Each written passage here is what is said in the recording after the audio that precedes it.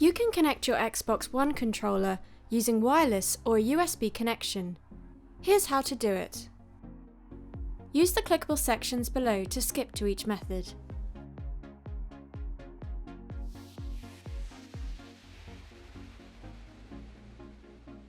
First, turn on your Xbox One. Insert AA batteries into your controller. Now turn on your controller by pressing and finding the Xbox button, and you'll see it flash. When the button stays lit, the controller is connected. If it isn't connected, you'll need to pair your controller. On your Xbox One, press and release the pair button. On Xbox One X and Xbox One S, you'll find this on the front right below the power button. On the original Xbox One, you'll find the circular button on the side around the corner from the disc tray.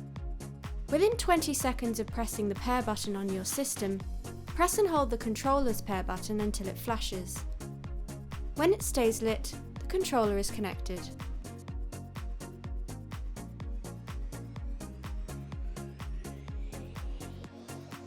Your controller should come with a micro USB cable like this to connect your controller to your Xbox One.